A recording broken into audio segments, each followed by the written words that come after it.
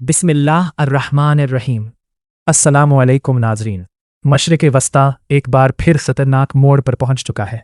जनूबी लुबनान में बढ़ती हुई कशीदगी ने पूरी दुनिया की तवज्जो अपनी जानिब मबजूल कर ली है।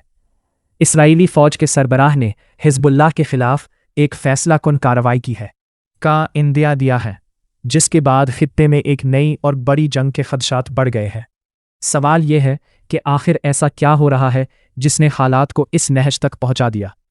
इसराइल का कहना है कि शमाली इलाकों में रहने वाले शहरी मुसलसल रॉकेट हमलों के ख़तरे से दोचार है और इनकी महफूज वापसी के लिए हिज़्बुल्लाह की अस्करी सलाहियतों को ख़त्म करना ज़रूरी है। दूसरी जानिब हिज़्बुल्लाह का मौक़िफ़ है कि वो लुबनान के दिफ़ा और फ़लस्तीनी अवाम के साथ इजहार यकजहती के लिए कार्रवाइयाँ कर रही है। नाजरीन, अगर ये कशीदगी मज़ीद बढ़ती है तो इसका सबसे ज़्यादा नुकसान आम शहरियों को होगा। जनूबी लुबनान के हज़ारों ख़ानदान पहले ही खौफ के माहौल में ज़िंदगी गुजार रहे हैं। हर धमाके के साथ एक नई बेयकीनी जन्म लेती है। बच्चे खौफज़दा है, तालीमी इदारे मुतासिर हो रहे हैं और लोग अपने घरों को छोड़ने पर मजबूर हो सकते हैं।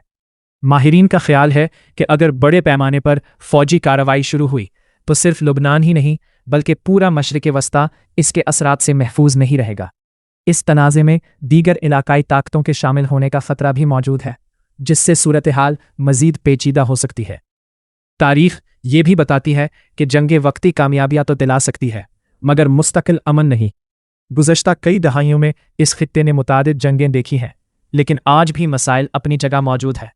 इसीलिए दुनिया भर से सिफारतकारी, मुज़ाकरात और जंगबंदी की अपीलें की जा रही हैं। अब सबकी नज़रें इस बात पर हैं कि आने वाले दिनों में हालात किस रुख इख्तियार करते हैं। क्या कशीदगी एक बड़ी जंग में तब्दील होगी या आलमी सिफारती कोशिशें इस ख़तरनाक सूरत हाल को काबू में ले आएंगी? आपकी इस सूरत हाल पर क्या राय है? क्या ताकत के ज़रिए अमन कायम किया जा सकता है या मुज़ाकरात ही वाहिद रास्ता है?